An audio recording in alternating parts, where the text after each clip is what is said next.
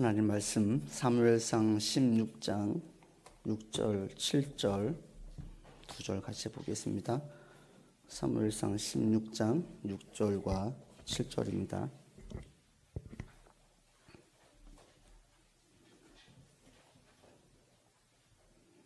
합독합니다. 그들이 오매 사무엘이 엘리압을 보고 마음에 이르기를 여호와의 기름 부으실 자가 과연 주님 앞에 있도다 하였더니 여호와께서 사무엘에게 이르시되 그의 용모와 키를 보지 말라. 내가 이미 일거를 버렸노라. 내가 보는 것은 사람과 같지 아니하니 사람은 외모를 보거니와 나 여호와는 중심을 보느니라 하시더라. 아멘. 교회마다 조금 그 인정을 받고 또 많은 사람들에게 인기가 있는 그런 분들이 있어요. 한 교회에서 그렇게 하는 사람들에게 크게 인정을 받고 좋아하는 그런 분이 계셨습니다. 그리고 그 교회 목사님도 그분을 되게 좋아하고 심지어 수십 년간 복음을 위해서 힘썼던 목사님 또한 은퇴하신 목사님 또한 그분을 되게 좋게 보시는 분이 있었어요. 만약에 모든 분들이 좋아하고 목사님도 다 좋아하고 또 신신한 목사님, 원로 목사님까지 그분을 좋아한다면 하나님도 이분을 좋아할까요? 안 좋아할까요? 정답은 없죠. 그러나 우리가 생각할 때 보통은 하나님도 저분을 좋아하실 거야 라고 생각을 해요. 그죠? 왜? 늘 일평생 기도했던 목사님, 복음 증거했던 목사님, 그리고 깨끗하게 은퇴하셨던 목사님이 저분을 인정을 해. 좋아해요. 또 많은 성도들이 저분을 좋아해요. 그러면 대부분 하나님이 저분을 참 좋아하고 사랑하시겠다 이렇게 생각을 하게 돼요. 이게 우리 심리예요. 성경에서 이런 사람이 누군지 아십니까? 우리가 지금 나누고 있는 사울 왕이에요. 사울 왕. 성경을 조금 아는 분들은 사울 왕과 이대 왕이 다윗 왕 중에서 다윗이 이스라엘 백성들에게 더 인정을 받고 또 사무엘 선지자도 다윗을 더 귀하게 여길 것 같지만 사실 성경을 들여다보면 그렇지 않아요. 사울이 전사했을 때 사실은 자살했죠. 전사했을 때 이스라엘 많은 사람들은 애도했어요. 그리고 이어서 다윗을 바로 왕으로 세우지 않고 전혀 자질이 없는 이스보셋, 사울의 아들 이스보셋을 용감했던 세 아들은 이미 전장에서 죽었어요. 싸울 수 없는 전혀 자격이 없는 이스보셋을 왕으로 세우고 상당 기간 다윗을 왕으로 세우지 않았어요. 그러니까 사울에게 이스라엘 백성들이 마음이 가 있었어요. 사무엘 선지자도 마찬가지였습니다. 사무엘은 사울 때문에 마음이 상하고 슬퍼했던 감정적인 표현은 있지만 다윗 때문에 슬퍼하고 안타까워했던 표현이 없어요. 사울이 다윗을 삐딱할 때, 다윗이 도망갈 때 사무엘을 만나요. 그때 설명을 해요. 근데 거기에서 사무엘의 감정이 담겨져 있는 낱말이 없어요. 근데 사울을 놓고는 슬퍼해요. 그러면서 하나님 물어요. 사무엘아, 네가 언제까지 사울 때문에 슬퍼할래? 이렇게 말씀하세요. 사람들에게 많이 인정을 받는다고 해서 많은 사람이 좋아한다고 해서 하나님께서 그 사람을 사용하는 게 아니에요. 좋아하는 게 아니에요. 신실한 사역자에게, 신실한 목회자에게 마음을 얻었다고 해서 하나님도 그 사람을 좋아하는 게 아니에요. 근데 우리는 그렇게 생각하지 않아요. 한경진 목사님이나 옥한 목사님 같은 분, 사무엘 선지자와 같은 분이 딱 좋아하고 마음을 품으면 저 사람이 참 괜찮은 사람인가 보다 이렇게 생각을 해요.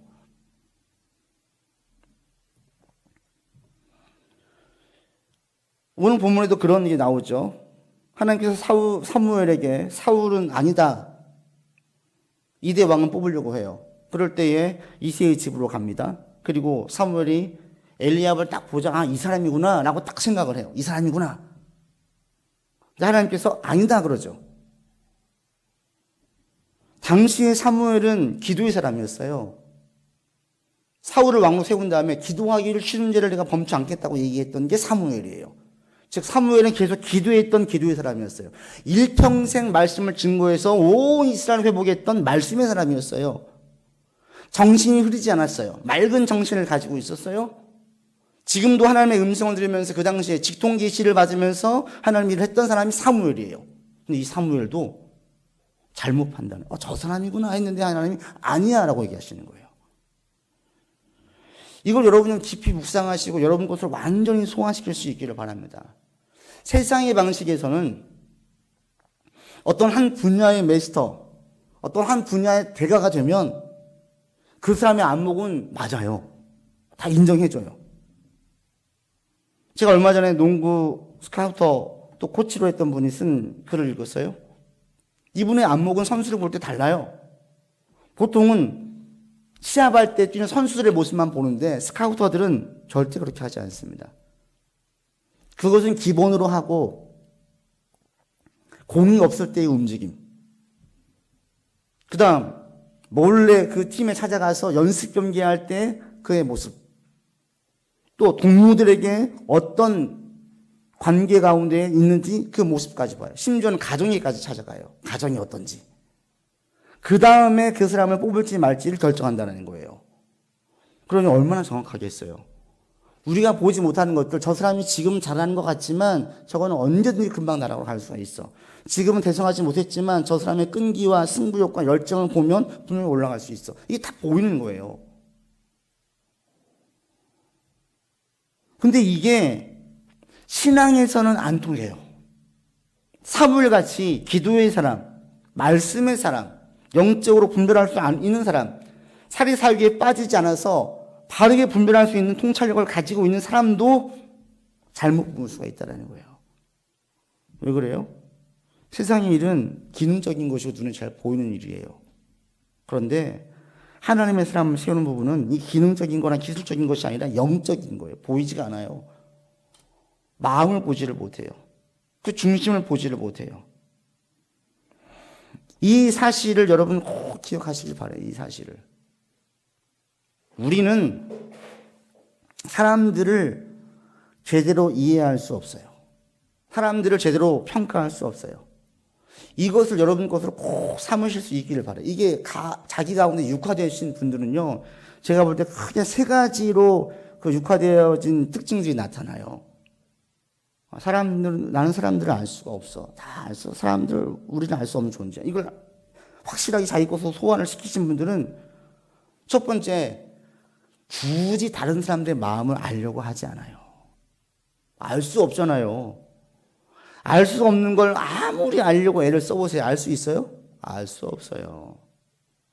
알 수 없는 걸 애써봤더니 이게 알지 못해요. 그러면 몇 번 하다가 말아요. 그 직종 가운데 사람들 마음과 이것들을 좀 이렇게 헤아리고 자꾸 꿰뚫어봐야 되는 그런 직종에 있는 분들은 일반 다른 직종보다 훨씬 스트레스가 심할 수밖에 없어요. 왜? 모르는 것을 알아야 되니까. 일상을 해야 되니까 얼마나 힘들겠어요. 굳이 알 수 없는 것들을 알려고 애쓰지 않다 보니까 불필요한 정신적인 소진이 없어요. 이것을 깨우치는 사람들은 이전보다 훨씬 정신적으로 건강해져요. 또 한 가지, 이게 알 수 없는 것을 자연스럽게 이걸 자기 것으로 소화시킨 사람들은 자기의 마음을 남이 알아주기를 또 바라지 않아요. 이것도 불가능하잖아요. 내가 다른 사람들의 마음을 절대 다 알 수 없는 것처럼 저 사람도 그 누구도 내 마음을 다 알아줄 수 없어요. 세상에는 내 마음을 알아줄 수 있는 사람이 한 명도 없어요. 여러분 마음을 다 알아주는 헤아리는 분이 있습니까? 있어요? 없어요. 아무도 없어요. 이걸 깨닫게 되어지면요, 이걸 자기 것으로 소화시키게 되면 유익이 뭐냐면 사람에 대한 의존도가 줄어들어요. 사람에 대한. 왜? 저 사람은 나를 애초에 나를 알아줄 수 없으니까. 내 마음을 헤아릴 수 없으니까. 애초에. 그런 존재니까. 마음을 알아주기를 바라고 자꾸 애를 쓰다 보면 어때요? 서운함만 커져요. 서운함만. 그리고 구차해질 때도 있어요. 나를 몰라줘가지고. 제가 결혼 주례하면서 꼭 교육할 때 꼭 그 얘기를 해요. 다 알아주길 바라지 마라. 다 이해해 주길 바라지 마라. 그럴 수 없다.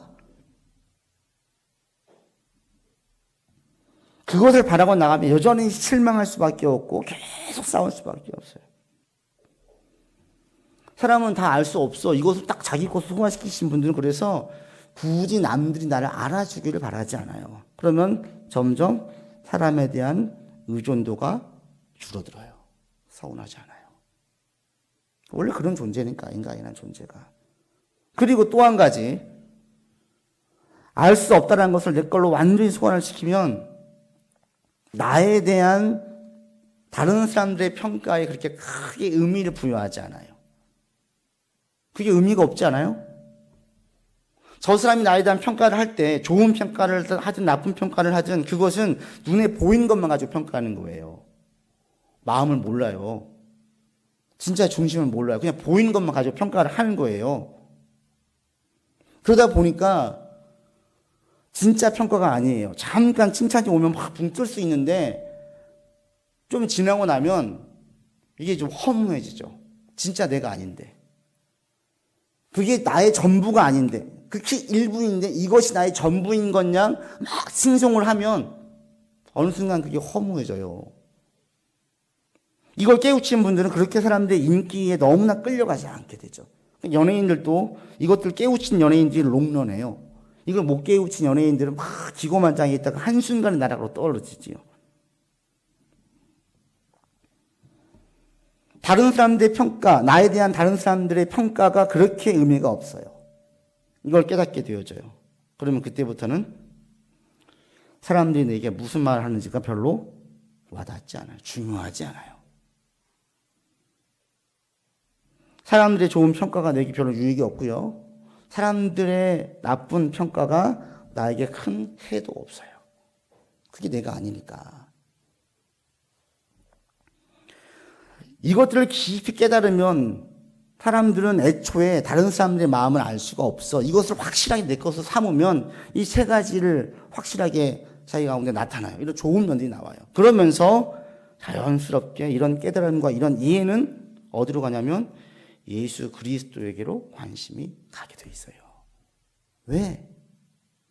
사람들은 절대로 사람들의 마음을 알 수가 없는데 예수님은 어떤 분인지 우리가 너무 잘 알아요. 예수님의 속성은 너무 분명해요. 그 색깔은 너무 확실해요. 선하신 분이시고 거룩하신 분이시고 공의로우시고 자비하시고 약한 자들을 돌보시고 사랑이 가득하신 분이에요. 이것을 십자가에 죽으심으로 보이셨어요. 부활을 통하여서 하나님의 아들이심을 증명하셨어요. 예수님은 어떤 분인지를 확신히 알 수 있어요. 그리고 그 예수님은 심지어 내 마음을 아세요. 사람들은 내 마음을 몰라요. 제대로 몰라줘요. 사람들 의지에 따라 상처받은 적이 한두 번이 아니에요. 서운한 적이 한두 번이 아니에요. 그런데 예수님은 나를 아세요. 심지어 나보다 더 나를 잘 아세요. 내가 무슨 생각을 하는지, 내가 어떤 사람인지를 나보다 잘 아시는 분이 예수님이에요.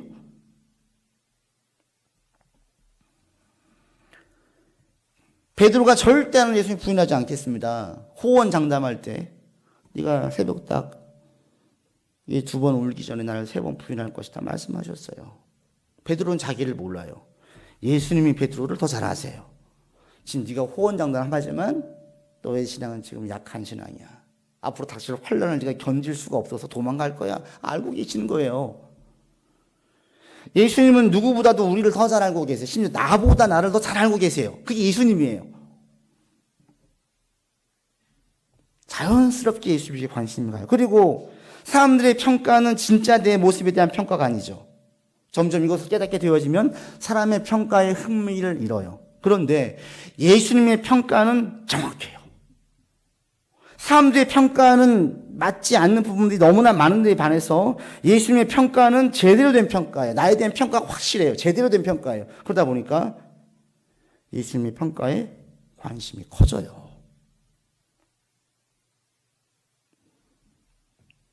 애초에 사람들은 우리를 알 수가 없다. 이것을 확실하게 내 걸로 삼으신 분들은, 이걸 깨우친 분들은 예수님을 만나고 그분이 어떤 분인지를 확실하게 알게 되면 알게 될수록 그분을 더 사랑할 수밖에 없어요. 그분에게 끌려갈 수밖에 없어요. 매력을 느낄 수밖에 없어요. 예수님 같은 분이 없거든. 자연스럽게 더 의지하게 되어지고요. 자연스럽게 찬양이 나오게 돼요. 의지가 커지면서 이것이 막 쌓이면 마지막에 어떤 고백이 나오는 줄 아십니까? 딱 한 단어가 나와요. 한 단어. 감사가 나와요. 감사. 얼마 전에 어느 권사님을 만났어요. 이분이 한 20여 년간 참 어려운 시간을 보냈어요. 그냥 일반 보편적인 평범한 삶을 살지 못했어요. 너무 힘든 삶을 살았어요. 얼마 전에 만났는데 요즘은 가끔 두렵대요. 뭐가 두려우세요? 그랬더니 모든 게 잘 풀려가지고 지금 감사할 것뿐이에요. 들은 마음이 내가 이렇게 행복해도 되나 이렇대요.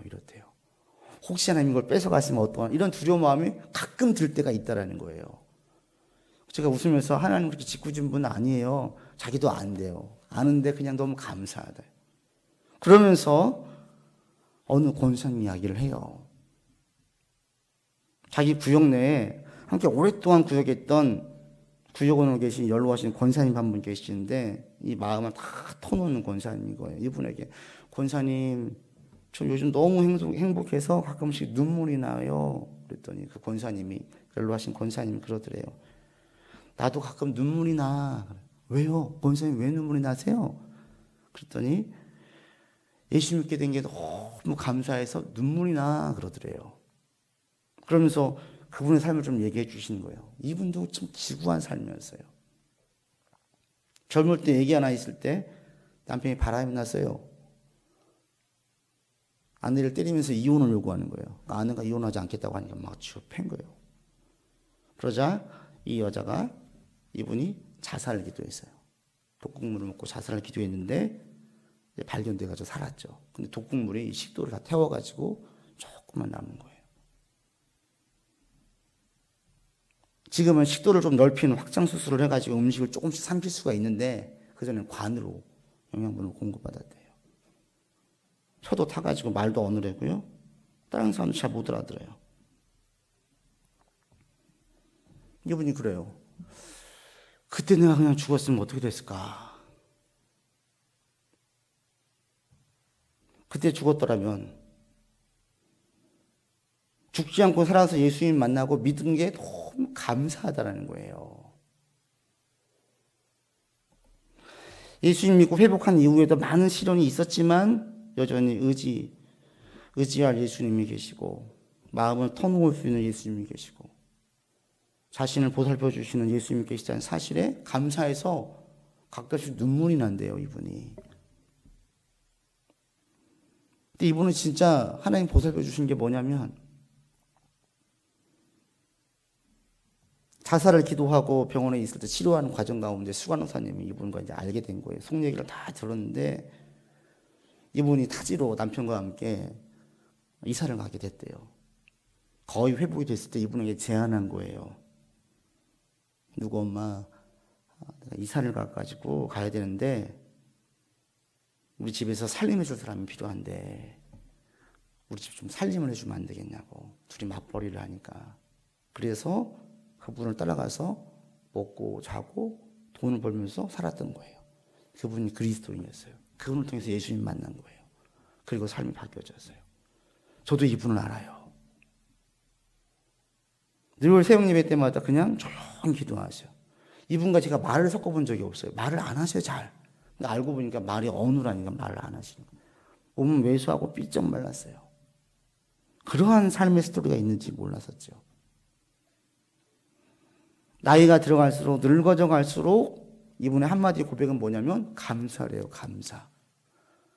남편도 나를 버리고 세상도 나를 버리는데 예수님이 나를 붙잡아 주시고 내가 그분을 의지하자 나를 보살펴 주시고 아무도 내 마음 몰라주는데 마음 터놓을 수 있는 예수님이 있고 이게 이분을 살려준 거예요. 살려준 거예요.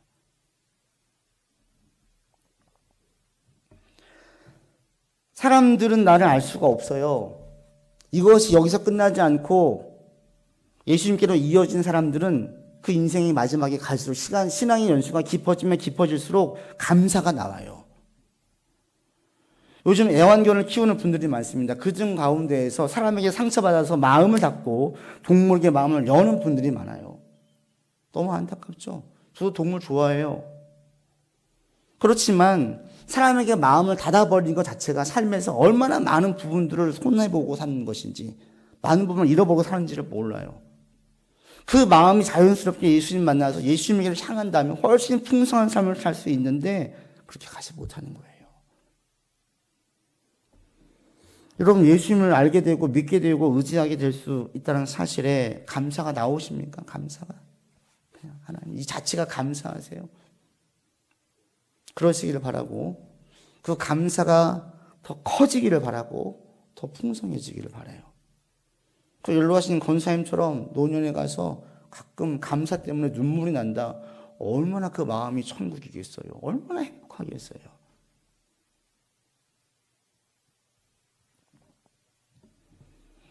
예수님만큼 우리를 잘 아는 분이 없습니다. 예수 그리스도를 나의 친구로, 나의 위로자로, 나의 구주로 고백하면서 살 수 있는 여러분 되기를 바랍니다. 다시 그런 고백하십시오. 예수님의 평가만큼 정확한 평가가 없습니다. 예수님께서 복된 길이다 그러면 힘들어도 그 길이 복된 길이에요. 그것은 아니야, 저주의 길이야 그러면 그 길은 남들이 아무리 인정을 해도 잘못된 길이에요. 대중의 상식, 사람들의 상식이 얼마나 어처구니 없는지 여러분 지금 코로나 바이러스 보면서 느끼지 못하십니까? 저는 느껴요. 미국, 영국, 프랑스 마스크를 안 쓰는 사람들이 막 나와요. 그러자 제2차 파동이 난 것처럼 지금 미국은 이 확진자가 지금까지 나왔던 확진자 중에서 제일 최고로 올라왔어요. 지금 확진이 다시 이 감염이 더 확산되고 있는 게 정도가 아니라 이미 확산이 됐어요. 미국은 지금 300만을 향해서 가고 있어요. 이게 얼마나 어마무시한데요. 사람들은 그런데 그렇게 두려워하지 않아요. 많은 사람들이 마스크를 쓰지 않는 것이 이게 상식이고 이게 합당하다고 생각할 때 그것이 얼마나 어리석은지. 많은 사람들이 좋은 길이라고 옳은 길이라고 괜찮은 길이라고 얘기하는데 예수님께서 그것은 아니야 라고 얘기하면 아닌 거예요.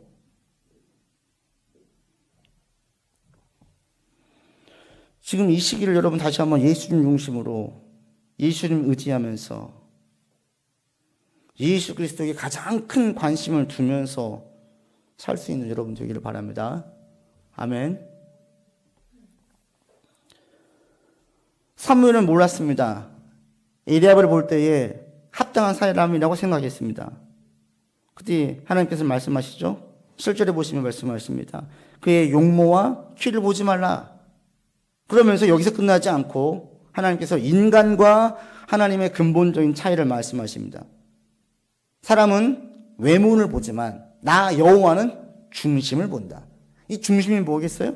마음이에요. 우리가 흔히 얘기할 때 그 속담 가운데 10귀를 물 쏘고 날아도 한 귀를 사람 속은 모른다고 하는 그 사람 속이 이 마음이에요. 중심이에요.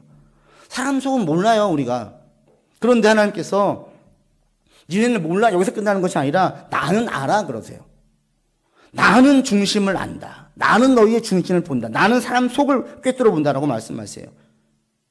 이 보는 것의 차이가 행동의 차이, 반응의 차이를 낳습니다. 우리는 서로 모르니까 다 믿지 않아요. 믿으면 그 미련한 거예요. 지혜롭지 못한 거죠. 큰 사업을 할 때 저 사람 말만 믿고 신으로 지금 하면 안 돼요. 오래전에 농촌 농경사회에 있을 때는 그게 가능했죠. 수십 년을 같이 살아왔으니 어떤 사람인지 알아요. 지금 몰라요. 너무 이동이 잦다 보니까 우리가 사람들을 피상적으로 알 뿐 30년, 40년과 같이 보호한 사람이 아니기 때문에 몰라요. 지금 사람의 말만 믿고 관계하고 거래하고 사업하는 사람들이 없죠. 이건 지혜가 아니죠. 이것은 순전한 게 아니죠. 미련한 거죠. 지혜가 없는 거죠. 사람들은 절대로 그 사람 말을 믿지 않습니다. 그리고 믿으면 안 됩니다. 계속 뭘 해요? 증명하기를 원해요. 내가 너를 사랑해. 진짜 사랑해?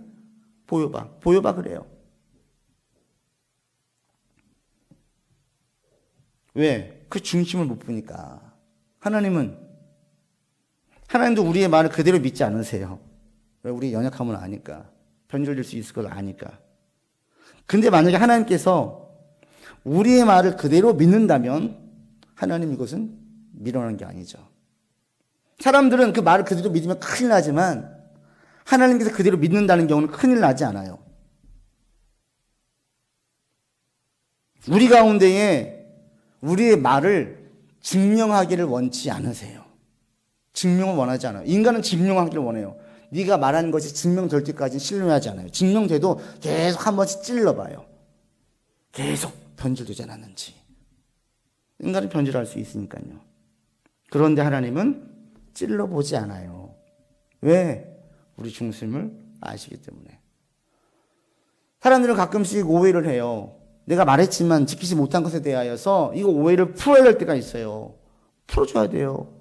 하나님은 오해를 풀 필요가 없어요. 마음을 다 아시니까. 하나님께서 가장 귀히 보시는 게 뭐예요? 그래서 마음이에요. 예배 드릴 때 가장 원하시는 게 뭐겠습니까? 많은 사람들이 질서 있게 성가대가 찬양팀이 또는 많은 예물이 하나님 기뻐하시겠습니까? 가장 기뻐하시는 것은 이게 아니에요. 뭐예요? 우리 마음이에요. 마음. 온 마음으로 주님을 향해서 예배 드리는 사람. 이 예배를 가장 기뻐하세요. 여러분 예배를 드릴 때 진실된 마음, 막 분주한 게 있다가 오시면, 딱 예배에 오시면 오직 예수님에게만 집중하려고 그렇게 기도를 드리시고 마음 빨리 잡으셔야 돼요. 왜? 하나님 우리 마음을 아니까. 너 지금 네 마음이 왜 이렇게 부산스럽니? 네 마음이 왜 딴 데가 있니? 다 보이시니까 하나님은. 그래서 내 마음은 딴 데가 있으면서 아무리 많은 헌금을 하고 아무리 많은 봉사를 해도 하나님 별로 기뻐하지 않으세요. 사람들은 그걸 되게 좋게 보지만. 그러면서 하나님께서 원하시는 게 뭐예요? 네 마음이 내게 향해라. 네 마음이.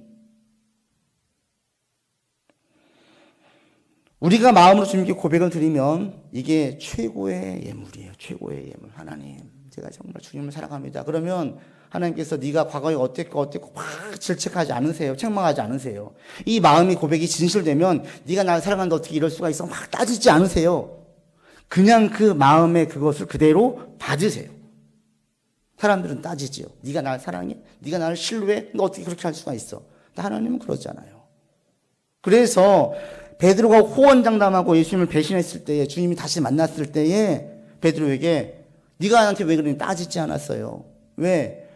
베드로가 그럴 것을 너무 잘 알고 있었기 때문에. 베드로의 호언장담은 사실입니까? 사실이 아닙니까? 저는 절대 예수님 부인하지 않겠습니다. 배신하지 않겠습니다. 이거 거짓이에요? 진실이에요? 진실이에요. 근데 그게 행위였습니까? 거짓으로 나왔어요, 행동이. 그런데 예수님은 그것을 진실로 받으셨어요. 왜? 베드로의 고백은 가짜가 아니었어요. 다만 그것을 지킬 만큼 믿음이 성장해 있지 않았던 것이죠. 믿음이 약했었어요. 믿음이 연약하다 보니까 그런 상황 가운데서 그걸 견딜 수가 없어 도망갔던 거예요. 이것을 알고 계셨어요. 그래서 베드로의 고백은 사실이지만 그의 신앙의 상태는 이걸 감당할 수 없음을 알고 계셨기 때문에 주님은 예수님께서 배신하신 것, 내가 예수를 알면 손에 장을 쥐지, 이런 거에 대해서, 이런 말에 대해서 신경 쓰지 않으셨어요. 오로지 예수님의 관심은 어디에 있습니까? 우리를 책망하고 죄를 살피는 데 있는 것이 아니라, 그래서 벌을 내리시는 것이 아니라 예수님의 관심은 우리를 세우는 데 있어요. 우리를 회복시키시는 데 있고 우리에게 힘을 주시는 데 있어요. 여러분이 예수님께 나와서 진실되게 고백을 해요. 주님, 제가 정말 주님을 사랑합니다. 그 마음의 고백이 진실되면 그걸 그대로 받으세요. 가장 귀한 예물이에요. 하나님 가장 기뻐하세요. 근데 혹여 내 가운데, 그런데 예수님 저는 사랑한다고 얘기하지만 또 넘어집니다. 또 죄 짓습니다. 라고 얘기할 때 주님께서는 그래, 막 혼내시지 않아요. 너의 그 고백은 가짜야. 나 안 받아. 라고 말씀하시지 않으세요. 뭐 하세요? 기다리세요. 네가 지금 그것을 감당할 수 없는 신앙이기 때문에 그래. 주님은 기다리세요. 베드로를 회복시키시면서 계속 네가 나를 사랑하느냐? 라고 이야기하면서 베드로 가운데 자꾸 찜찜하게 있었던 그 마음을 해소시켜 주시고 온전히 베드로가 예수님을 향할 수 있도록 이끌어 주신 것처럼 우리가 똑같아요. 책망하시지 않으시고 벌나지 않으시고 우리를 자라게 하세요. 자라기를 원하세요. 기다리세요. 예수님의 인내가 인간 부모의 인내보다 적겠습니까? 근데 지레 그럴 거라고 걱정을 하고 예수님 나를 벌하실 거야 라고 얘기를 해요. 그렇지 않습니다. 여러분 고백이 진실된 고백이라면 주님 그대로 받으세요. 그대로 받으세요.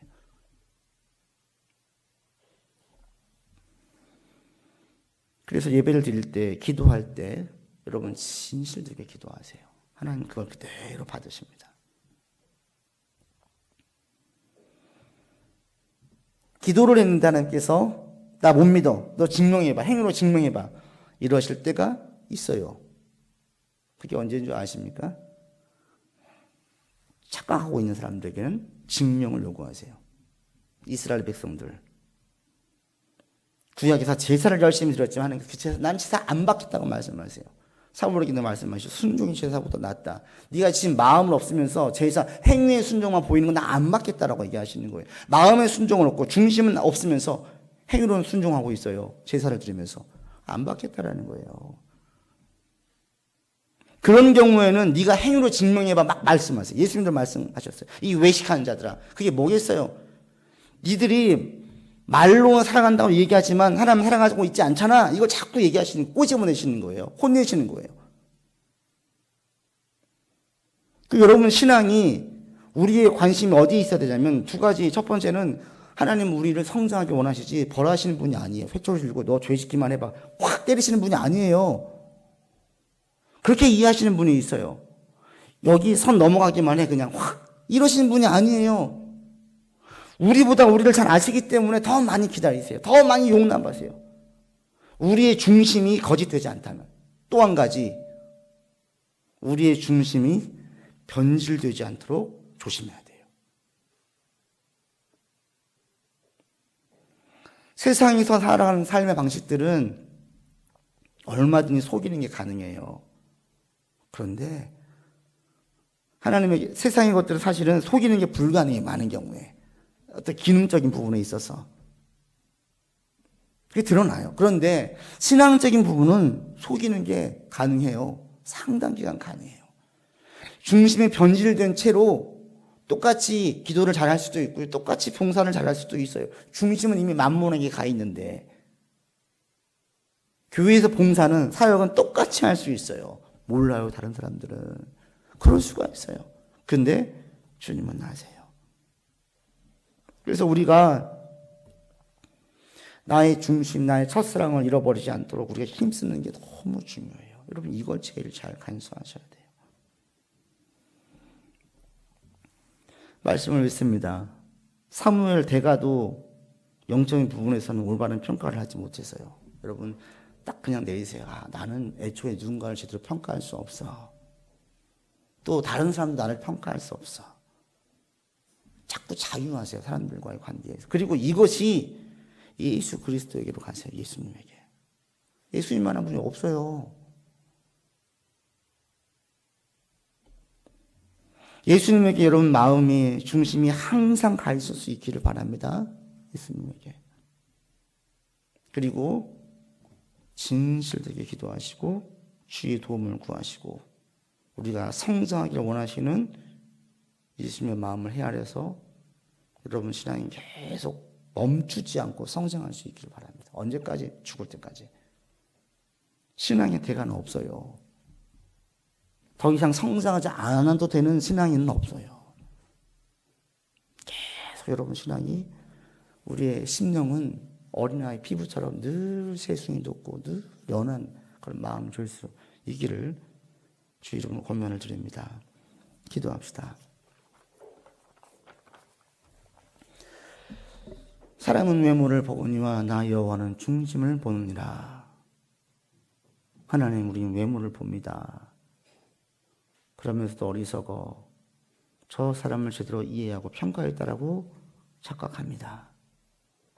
잘못된 확신에서 놓이게 하시고 우리가 사람을 제대로 평가할 수 없음을 온전히 인정해서 우리의 육화시켜서 나를 바라보고 다른 사람들을 바라보고 나아갈 수 있도록 인도하여 주옵소서. 그리고 이 고백이 자연스럽게 예수 그리스도에게로 향할 수 있기를 원합니다. 우리 주님만큼 우리를 아는 분도 없고 이해하는 분도 없고 도와주신 분도 없습니다. 예수를 나의 구주 삼고 일평생 사는 우리가 되게 도와주시고 주께서 먹이시고 입히시는 것들을 경험하며 신앙의 연수가 깊어짐에 따라 감사의 고백이 더 많이 흘러나올 수 있도록 주여 인도하여 주옵소서. 세상이 어지럽습니다. 그 어느 때보다 주님의 보호가 필요한 때입니다. 하나님, 모든 성도들 시험 들지 않게 하시고 신앙 약해지지 않게 하시고 더 주님 의지하면서 이 힘들고 어려운 시기를 이겨낼 수 있도록 이끌어 주옵소서. 우리 구주 예수 그리스도 이름으로 기도드립니다.